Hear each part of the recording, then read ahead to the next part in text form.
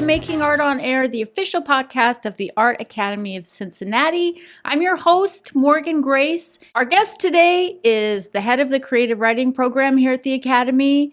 He has a new book that's coming out on November 1st. Ladies and gentlemen, he's also in a punk band. We're going to get to that too. Ladies and gentlemen, please join me in welcoming Matt Hart. Matt Hart, there he is, the man, the myth, the legend. Hey there. How are you? Nice to be here. It's great to have you here. I'm excited to talk to you. Thanks. I'm excited to talk to you. This will be cool. How long have you been teaching at the Academy? 22 years. Seriously? Yeah. That's incredible. I started teaching at the Art Academy in 2000, and I was just an adjunct, and I was an adjunct for maybe 10 years before a full-time job came along. And then very shortly after the full-time job came along, I became chair of liberal arts. And I did the chair of liberal arts thing for almost 10 years.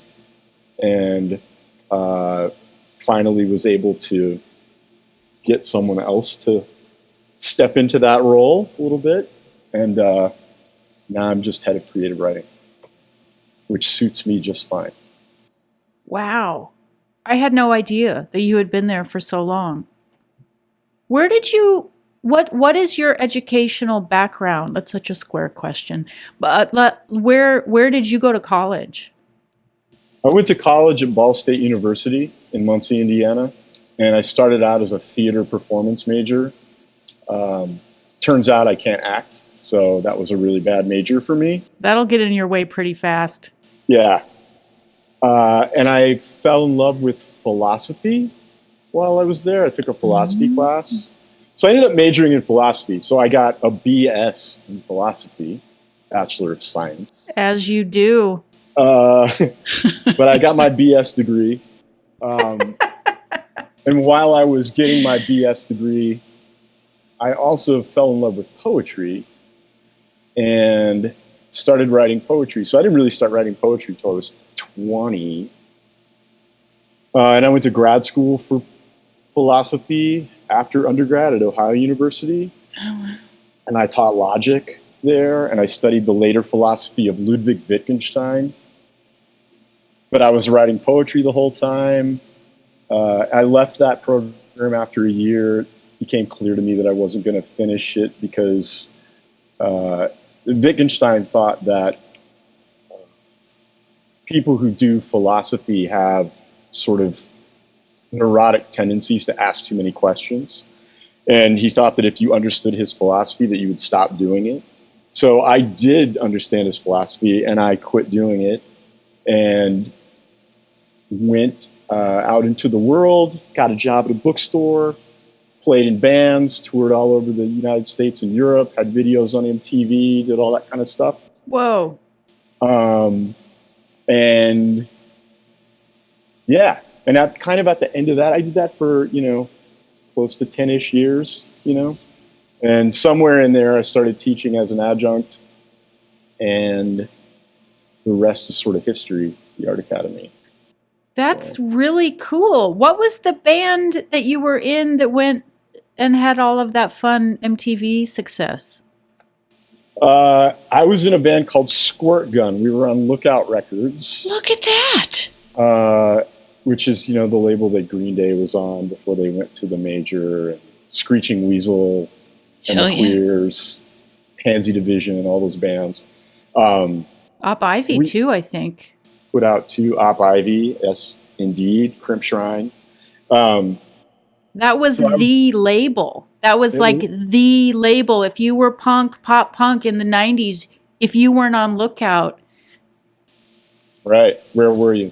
It was it was cool. So we did that. We had a song, like the Squirt Gun's big sort of the hit. The hit was this song called Social, which is the intro track to the movie, the Kevin Smith movie, Mallrats. So in Mallrats, at the beginning, the opening credits, there are all these cartoons going by. And the song that's playing underneath that is a song called Social that I wrote in a dorm room at Ball State in 1988. So that was our big sort of claim to fame. And what was funny, though, is that I never wanted to be in a pop punk band. To this day, I still kind of really don't like pop punk. Like, I came up with hardcore, so I was into Black Flag and the Dead Kennedys and Circle Jerks and stuff like that. I was really into that music. And I just kind of fell into being in Squirt Gun because the other guys that were in the band were friends of mine and they needed a singer. So I just wound up doing that for a while. So I loved hardcore, and then I also really loved post-punk music. So really into, bands like Gang of Four. And, of course, I love The Clash. I love Television, all that kind of stuff. So, the band I'm in now, I think, is more like a sort of post-punk kind of thing. And I'm excited about that. But yeah, I did the touring thing for a long time, or what seemed like a long time to me. I guess it was just, several years, but yeah. That's amazing. I got goosebumps when you were talking about that. Like that's some serious 90s street cred right there. Although everything that gives you street cred is mostly just like a shrug moment for people that are really out there doing that. It's like street cred, get out of here. What are you talking about? Who cares? Yeah. Yeah. Yeah. I know. To me, it's like, I wish that I appreciated more the fact of having done that somehow. I mean, I guess I do, but there's always something else to do, So it's like, I don't want to dwell on the fact that I was in Squirt Gun and we had, we did all this stuff, right? It's like, I have more things to do. There are always more projects. There are more books to write. There are more bands to be in. There are more shows. There, more performances to give. So I agree. It's always like moving forward. That's the next thing. That's the kind of attitude that will propel you through a beautiful legacy such as yours. Can we talk about the fact that you have published 9 books of poetry? Yeah, it's hard to believe. 9 books of poetry. That's a lot. Many slim volumes of nonsense. Published lots of books of poems, and I think you just described the Beat Generation in a phrase. Yeah. How did the first one come about? How did the first book come about? First book came about. Well, okay, so I've got to back up a little bit. I started when I was at Ball State. Some friends and I started a journal. Like a poetry journal, because we wanted to publish our brilliant friends.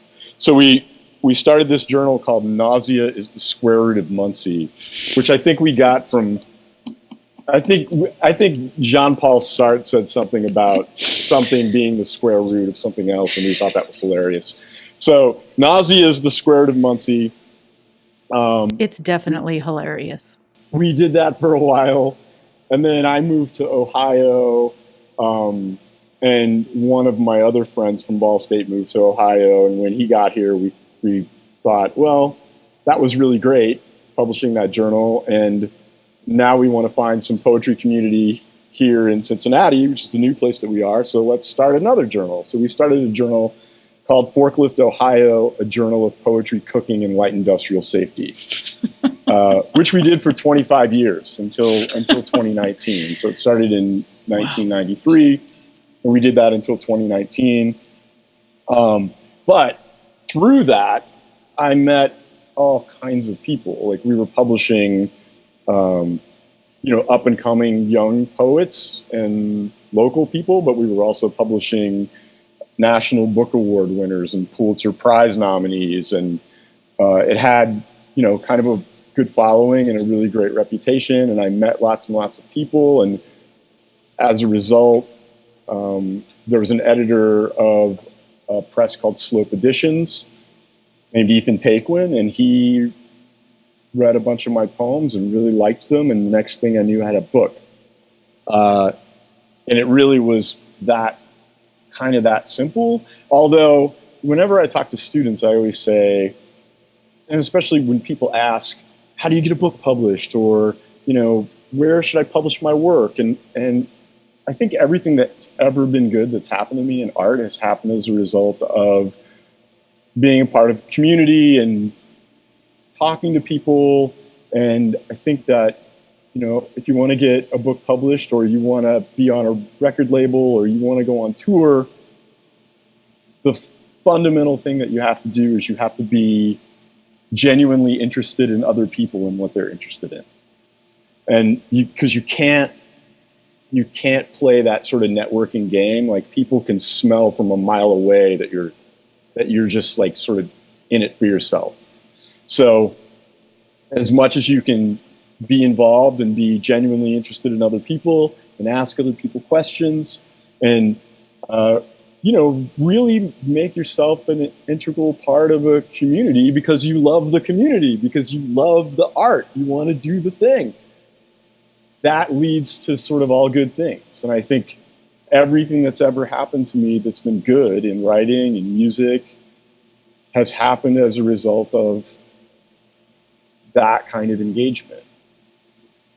I can't say enough about how important I think that is. Yeah, I agree. The music community is largely the same, except I think there is a lot more glad handing in the music community. But I was just going to ask you about America is such an anti-intellectual country compared to others, and is there a poetry scene in America that's like separate from academia and academic institutions and stuff like this? Is there an underground scene where people just go to hear poets read? I think there are lots of them, actually. I mean, I think they're kind of small local scenes, the way that there used to be small local punk scenes in every place that wasn't Los Angeles or New York, right? Mm-hmm. And if you go somewhere looking for this small local scene, you can find it. I mean, there are always, every city I've ever been to, right, there are open mics going on. There are people doing workshops. There are people typing poems on typewriters on the street. There's always that sort of community. You just have to sort of ask about it and look for it. That's funny. I know someone who does that, who types poems on the street for people. Yeah, we do that at the Art Academy. We do a thing called Poems While You Wait, which is very like that. But we do it for different arts organizations, different kinds of events around town. And people come up and they give us a topic, and we type them poems on, whatever they want, which turns out to be a really amazing teaching tool in some ways. Yeah. So when you say we, you're talking about your students. Yeah. So it's me and whatever students I can wrangle into doing it at the time. And it's a fantastic activity because it allows you to write things that you would not ordinarily write on your own. And it puts one poem between you and one other person. You get to make this real, visceral, vivid connection with one person, because we type the poems and then we read the poem to the person. Wow. Right there. And it's wild. I mean, people cry. It is a fantastic way to engage with the art, and to really engage with it as a practice, as a process, as an art form that isn't remote and distant the way I think a lot of people think poetry is, but it's an art form which can and does really move people.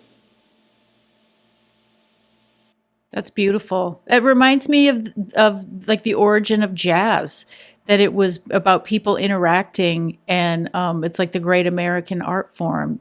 And yeah, that's really beautiful. Yeah. You get to improvise in the moment in collaboration with another person, because they give us a topic, but we ask them questions about the topic. And when they start to tell us about the topic, right, they're giving us language. And that language very often winds up in the poems, right? Because poems aren't made of deep feelings or, amazing ideas or genius or anything. They're made out of words. So it's like, where are you going to get your words? So we ask people for some words, and they give us the words, and the poem ends up being, something that they wanted. And it's so fun to do. And it's easier in some ways than I think writing one's own poems, because there's so much expectation and so much bound up in the idea of sitting down to make your art.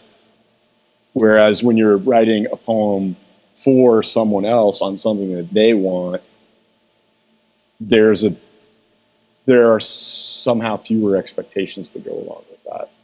It also has to be a gift to them, whereas sitting down by yourself, you're expressing things and building and constructing, but with another person involved like that, it's like a gift delivery. Yeah, it works that way, and it's also a gift to us, because we are reminded that poetry is really powerful, and that it can connect people, and that it can change people's lives, and that it is a deeply human art form that comes out of the shared language that we speak and interact with and use in our sort of practical lives. But in poetry, it gets used in really impractical ways. Your love for the medium and for the craft is really coming through, and it's really beautiful to hear. I imagine it's exciting to meet young poets and watch their, enlightenments and breakthroughs and ahas and stuff. When you're a young poet and you're sitting in Mr. Hart's class on the first day of school, what is in store for you? Whoa. That's such a good question. What is in store for you?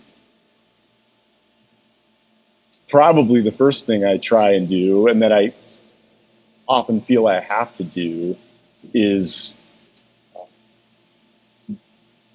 break down everybody's notions about what poetry writing is from the start. I think a lot of people, even people that like to write poetry, come to poetry and think of this really highbrow thing where you're using all of these 50% words, and that we have to be really abstract, and we're going to talk in terms of ideas. And I think a lot of the poetry that was written in the 20th century, is written in the 21st century, is poetry that's in some ways in resistance to narrative. It's not like poetry that tells a story, but it's more lyric than that. So you have a speaker expressing how they feel and talking about their feelings. And people do that with very ordinary language. They do it with the details of their own life. I think a lot of times people think that, in art, we want to make art that's universal, right? And so the way to do that is to be as abstract as possible, when really the opposite is true.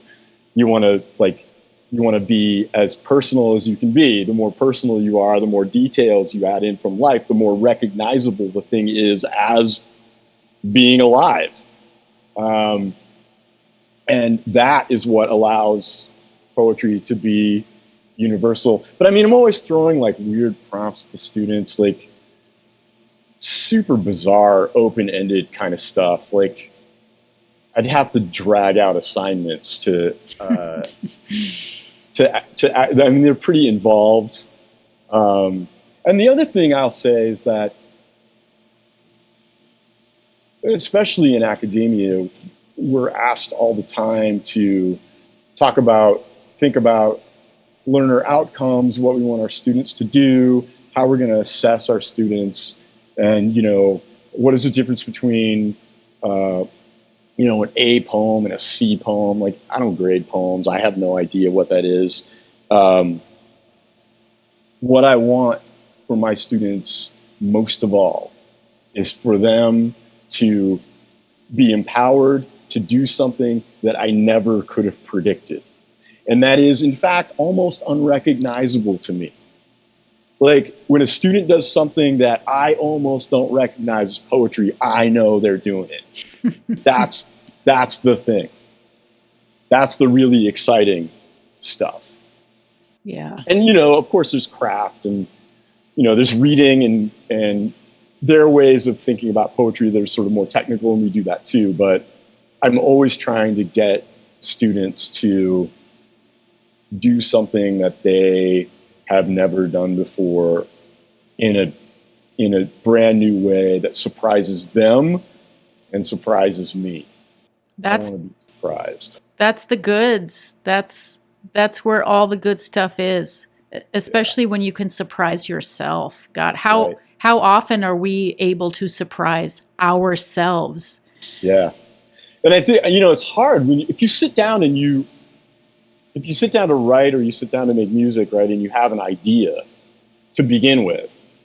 I do think it's kind of hard to surprise yourself. I think as much as you can sort of sit down and not have an idea and to sort of follow the language where it wants to take you, or to follow the music where it wants to take you, the more opportunities you have to be surprised. And if you surprise yourself, there's a good chance you're going to surprise other people who encounter that work somewhere else. I mean, when I write poems, I never have an idea. If I had to have an idea to write a poem, I would never write another poem again. I sit down and try to find a way to start engaging with language and see where that language takes me. I write every single day. I come down here to this basement that I'm in. I read, I listen to music. And at some point, something either in the reading or the music, or, my family will be upstairs marching around and I can hear them, but something will give me some words, and I put those words down, and then I start associating from those, trying to follow them where they want to go. And, the hope is that eventually, like, the poem, like, sort of opens its eyes and looks at you and says, I'm alive. And then you have to think about, all right, what does this poem want to be? What does it want to do? What is it trying to say? So it's very much, a process where I'm not trying to wrestle a poem into shape, and I'm trying to find a way. I'm trying to find the poem and then help it be what it wants to be, in spite of all my nonsense that I bring to the table whenever I sit down to write. There's that great metaphor of the sculpture, the sculptor knows that the statue is in the marble and it's his job to dig it out.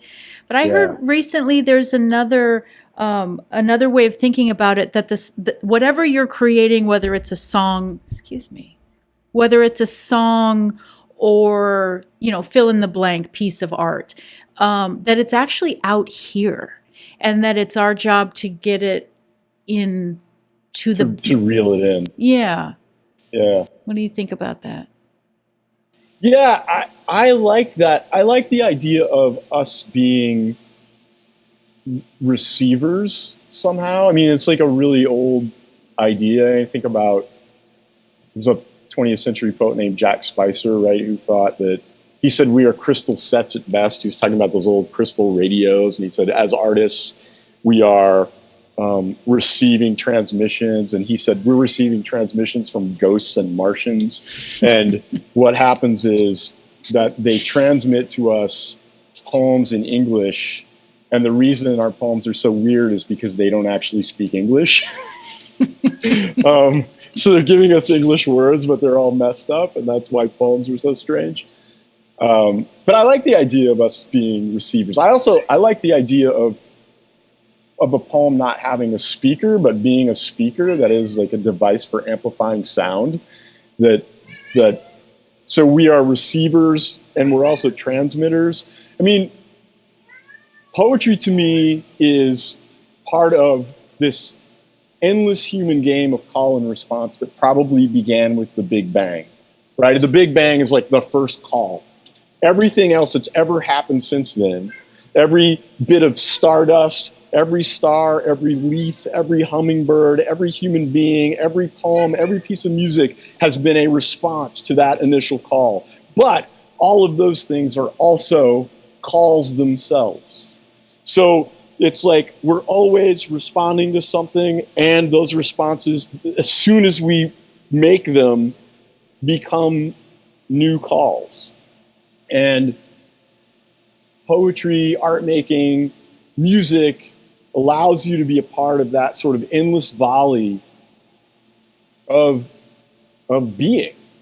And I mean, I know it probably sounds really philosophically goofy, but to me, it's a useful way of thinking about what's going on in a poem.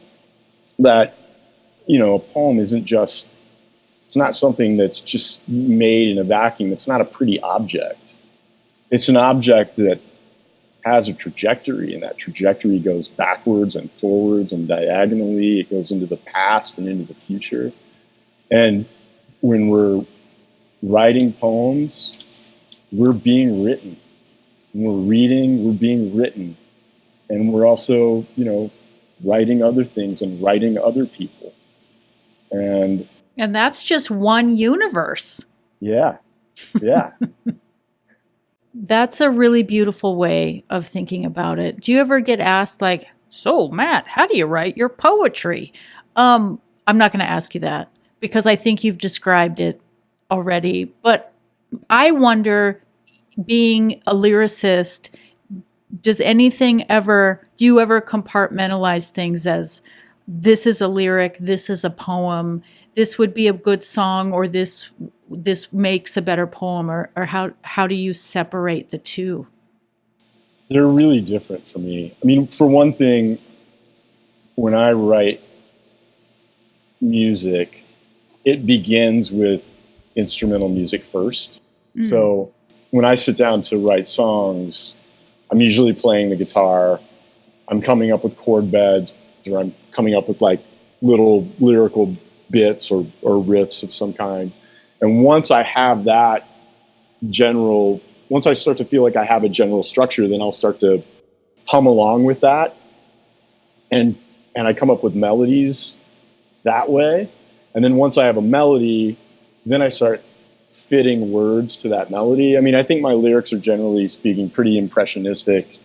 I definitely think of the vocal as just another instrument that complements the other instruments and the other sort of musical lines that are going on, right? Whereas like with a poem, and I've said this many times before, but a poem is the words and the music in the very same breath. Mm. And so that's all intertwined in the language that you use. So I think that, and I want poems, right, to be these sort of standalone works of art. I don't think necessarily that I don't think of my lyrics as sort of standalone works of art. I'm not sure how interesting it would be for someone to just read the lyrics, but I think the lyrics in conjunction with the other stuff that's going on in the songs, hopefully it all comes together in a way that is greater than the sum of its parts. I also think writing music is a process that it takes a little bit longer for me. It's like something that happens over several days or weeks when I'm writing songs. I've gotten better at it because I have a process for writing, but poetry, I write poems every day. I sit down every day and try to write a poem. Sometimes I'll skip a day, but for the most part, I write a poem every single day. A few years ago, I wrote a poem every single day for 2 years, and I didn't look at any of them. I just put them face down I was typing them on on my Remington Noiseless number 7 from 1947, which is a great typewriter. And then I would just type them, and then I'd put them face down on the desk, and I didn't look at them for 2 years, which was hard to do because when I write something and I'm excited about it, I want to work on it, but I didn't. And it was really interesting going back through all of that work at the end of the 2 years. But I write poems pretty fast, and it doesn't mean I they're not stream of consciousness. It's not channel surfing. I don't, I work on them after I write them, but the actual writing of poetry is something that for me has a lot of energy. There's a lot of speed to it. I don't worry about making mistakes. I don't worry about there being sort of errors. I don't worry about failing even. I mean, the reason I can write a poem every day is because I don't care whether or not they're any good. I just, the process is the thing that sustains me. I love the process of doing that. And yeah, most days they're probably not going to be any good. Most days they probably won't be good. But some days they will be good. And I believe that quantity leads to quality eventually. So, because even when you're writing bad poems, you're practicing to write good ones. And for me, I think that I have a sustainable process is what's allowed me to, write all these books of poems and publish them. Besides being sort of a part of a community and being interested in what's going on in the world of poetry and reading a ton and listening to things, but it's having that sustainable process that allows me to sit down and write no matter where I am, no matter whether or not I have an idea, which I don't. I can do it. I can make it happen. But I'm not, but a lot of times it's not good, and I'm not worried about whether it's good. I think the willingness to allow yourself to be not good, and that's a judgment call that you make on yourself, but that willingness to allow it is what separates the amateurs from the pros. And Stephen King talks about. Did you ever read his book on writing? I haven't, but I know about it. I actually think I heard an interview with him when that book came out, and he was talking about the book. It always sounded fascinating to me, but I haven't read it. But so. You were going to say he talks about his process, and he shares some anecdotes from his life and getting hit by a car and how that affected his process and everything. But he talks about people who wait for inspiration and how while they're sitting around waiting for inspiration, we're just getting to work. Yeah. Because it's like Stephen Pressfield talks a lot about waiting for the muse to show up, and he's like, well, I sit down at 9 a.m. every morning and I'm going to write whether the muse shows up or not. It's not what it's about. It's a discipline. It's like do 50 push-ups. Now do them again. It's a discipline. Yeah, absolutely. I mean, I had a teacher in graduate school one time. I think, before I had a sustainable process, I think I said something like, I don't feel very inspired right now or something like that. And the teacher said, inspiration is a young person's game. Yeah. You're going to have to figure out how to do this even when you don't want to do it. That's right. And you're going to have to allow yourself to make mistakes and fail. And it's funny when we talk about mistakes too, because I think talking about mistakes and about failure, very often, those are the things that, when they happen, seem initially to be problematic, and then you realize, once you spend some time with them, that they are, in fact, what make you uniquely who you are, and they are positive values and not negative ones. I mean, to fail at writing a poem that someone would expect me to write is totally fine with me. I need to write my poems. Yeah. And I don't know what those are. And very often when I'm writing poems, I don't know what I'm doing. And so, I'm going to stumble around in the dark and trip over the ottoman and break my nose. And then it turns out that, like, I look way better with a broken nose, Living, breathing artifacts of imperfection. That's people and their poetry, I think. Can you define punk? I don't know. Can you? I can try. I think of it as a rebellion against the mainstream and like a protest of the norm, like, and being able to do it yourself, like DIY is a major part of the ethos. Mm-hmm. But I want to know, if that's true, then how did it feel in the 90s when punk became mainstream? Because like when Dookie by Green Day came out, all of a sudden everybody at the mall looks like they're trying to be like these young punk rockers. It's like they're, anyways. That's my real question. Yeah. Yeah. I mean, I think punk rock is about being yourself by any means necessary. Finding a way to tap into what makes you uniquely who you are. I mean, it's not a wardrobe. It's not a hairstyle.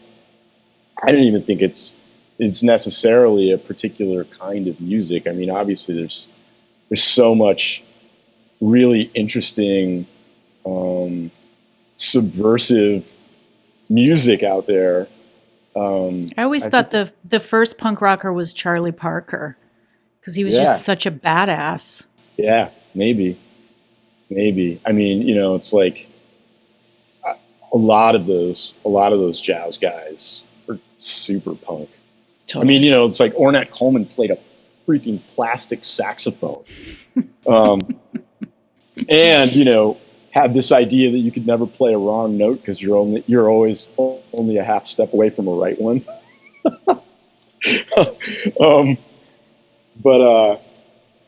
Yeah, I mean, and I don't know what to think about the fact that, our culture seems to be really amazing at taking on any new idea or new invention and finding a way to make money off of it and to consume it and throw it away and move on. I think that punk rock, in terms of like a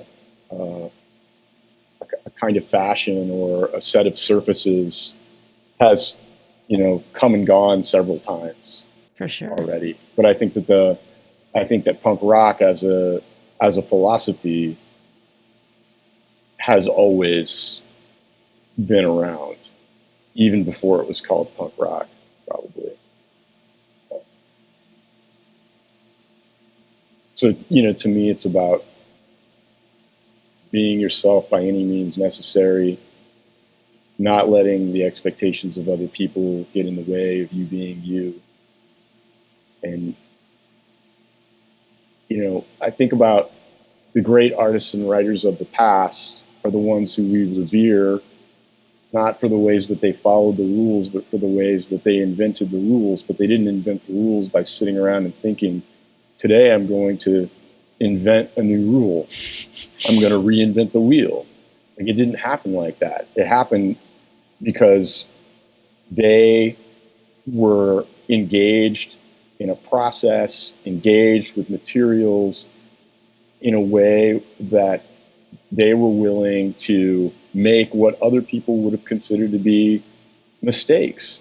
And very often when new art movements arose, they would initially be ridiculed by the art establishment, by the art world. People would say that's not art. And then over time, that would be, they would be sort of brought into the fold, and there would be a new avant-garde that would come along to undermine the one before it. But those avant-garde artists were people who were on the sort of outer edge of what was possible, and they were explorers. They wanted to try to find new ways to do things, and partially that had to do, at least for some of them, with finding new ways to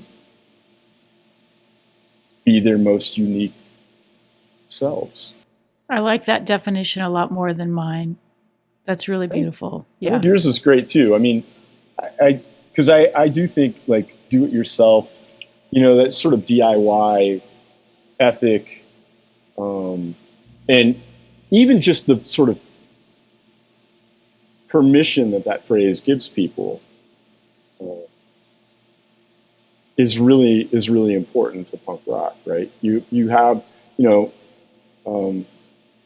back when my friends and I started Nausea is the Square Root of Muncie, and then when we did Forklift, Ohio, nobody was going to publish us. Nobody was going to publish us. We had to do it ourselves. It was like if we wanted to share that work and get it out there in the world, we had to go to open mics and read at open mics and talk to people, and we had to publish our own stuff. Yeah. And hand it off to people, give it away. Forklift Ohio, a lot of people used to say, like, is your magazine a non-profit or a for-profit? And I was like, we are an anti-profit. We happily lose money on every issue we make, every time. We give most of them away. I mean, you probably know this, from music. It's like, put out music, and especially if you're putting out music yourself, very often you're giving that music. You're not selling the music. You're giving the music away because you want people to hear it, and it's not about making money. I mean, I really think, I'm probably not allowed to say this on an Art Academy podcast, but money turns everything to shit. Like, do not worry about money.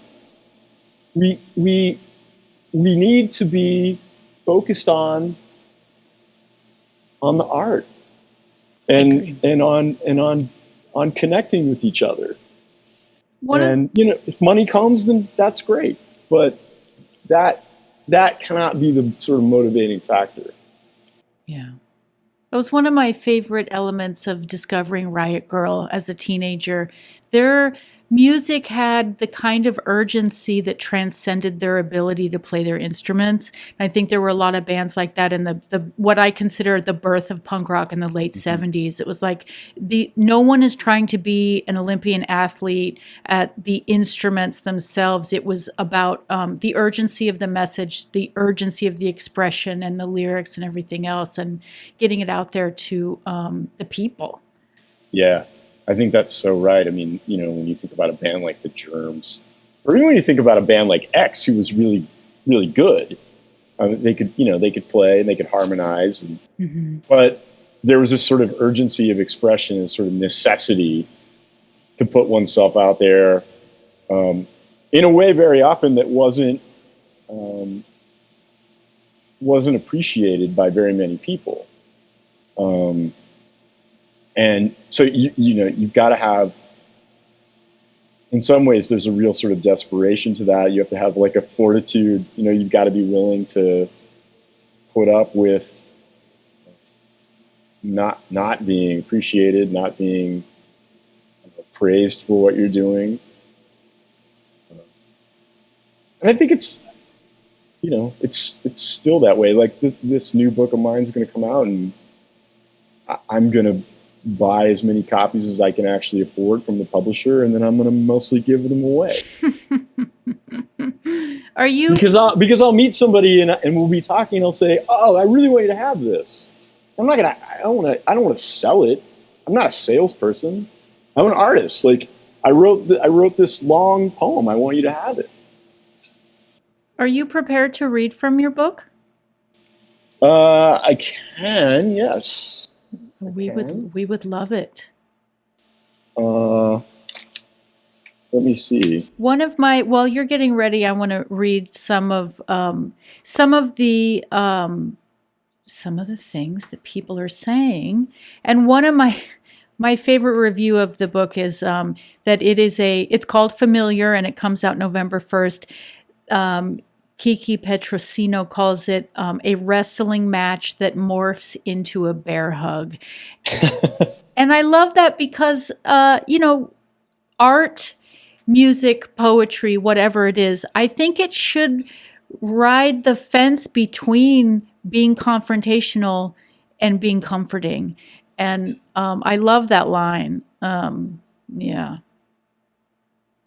Yeah, thanks. I guess I should say about this book that it began as a translation. I found this copy of Walt Whitman's Song of Myself that had been translated into Spanish by the anti-fascist poet Leon Felipe, who fought in the Spanish Civil War in the 30s, and then for the Republic, and then when the fascists came to power, he was exiled to Mexico, and while he was in Mexico, he translated Whitman into Spanish. Wow. So I found this book, and it was Whitman, it was Song of Myself, all 52 parts, translated into Spanish, and I thought, God, it would be so great to translate this back into English to make it an entirely new poem. So I started by getting I didn't go back and look at Whitman, so I did, because I didn't want that in my head. But I got a really rough translation, a really rough English translation of the Spanish using a couple of old Spanish dictionaries, Google Translate, like anything I could find. And then once I had the rough English translation, I just wrecked it. So I would take a line and completely rephrase it associatively. I would change words to their antonyms. I would swap out words for synonyms. I would bring in really contemporary language, like, the internet is in my poem, but it's certainly not in Whitman's, right? So it winds up being this whole new song. Let me see if I can find a part here that would be fun to read. Can I read something that's a little bit longish? Please. All right. Then I'm going to do this. I'm going to read section 43. So, and it alternates between numbered sections, because Whitman's poem is numbered section 1 to 52, but mine alternates between numbered sections and sections that have titles. So you might have like section 43, and then you'd have a titled section, and then after that, section 45 would follow. So the titled section stands in for 44. So it's still 52 sections. But anyway, this is one of the numbered sections. This is 43. This is a little bit long. On the one hand, poetry is always a radical activity in the ways it undermines all practical mechanics. Governments, economies, churches, universities would have it that we produce goods and services, not poems which are useless. By design, they are useless. You've heard the joke about poetry and the value of a piece of paper, right? Blank, it's worth 3 cents. Type a poem on it, and like magic, it's worth nothing. Of course, poems do have value. It's experiential, if not experimental, but a lot of people don't know how to access it. Careful not to choke on that wishbone of the ambiguous. Do not be torn asunder in the knot of contradiction. Poems are not in service. Broken elevators, dogs that refuse faith and belief in the out of order.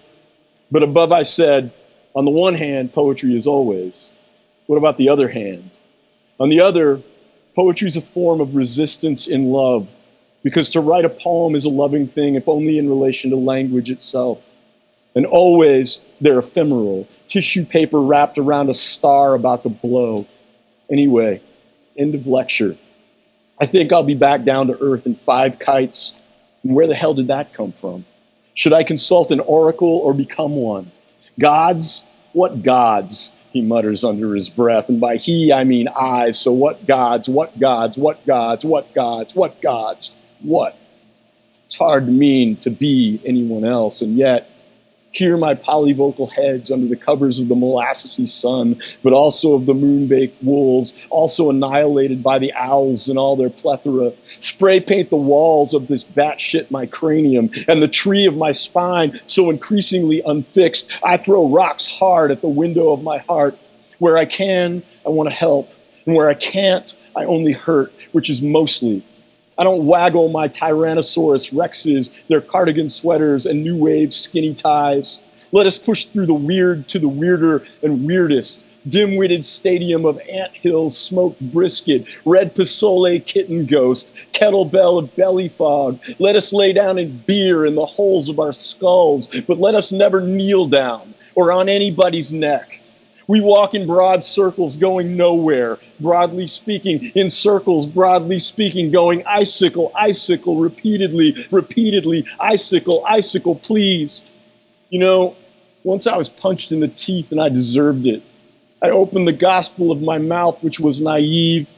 Now I quit every likely translation in favor of unlikeness. In any way, nobody cares what I think. In an artistic life, I think thinking's overrated. You are mist, and I am mystical. We refuse to resolve what can never be resolved and doesn't need it. Neurons conflicting, firing and firing. It's all against all, or do I have that backwards? When my spirit wakes again, it will call me to call. The interstates and fields will scalpel my tongue, and I will be a circle of circles under heaven. Crows flying over the spires I have sung. Then at long last, embraced in that hymn book of sky, my tornado and yours will waltz by, and our wings will break off in the air of heavy lightning. And the dead will rise, and the creeks will rise, and our songs will rise up with the maples. And the flocks will fly, and the scissors will bite, and the rich from their money disentangle. And the babies will halt, and the gold will only melt, and our hands will burn off in what's prayerful. So the meat we call sky will send its messengers to die, and the kings disintegrate in heavy syrup. Then these dreams will be bones in the small ears of stone, thrown without sin by the righteous. And the lights in our palms will guide us all underground, and the selfies that we take will only blind us. Then nothing that's old, and nothing that's new, and nothing that's nothing will anything. An insignificant wisp will crush every living skull, but slow so we can buy what we've been stealing. And then in the mud, reverse mountains of blood, our books in the rain will only lantern. And the hum will oversee the falling heads fast asleep, and the tape will run out before the ending. Then the damages will sing in the buttermilk of keys, and what's woke will bob its glacier on the trash heap. And this machinery will vine what is poetry's design, and no one will remember what it means. But then we'll feel it. Ladies and gentlemen, that was Matt Hart reading from his new book, Familiar, which comes out November 1st. Matt is the head of the creative writing program at the Art Academy of Cincinnati. You're listening to Making Art on Air. I'm your host, Morgan Grace. Thanks for listening. We never did get to talk about Matt's band. I'm going to play a song from Never Knew, Matt's post-punk band.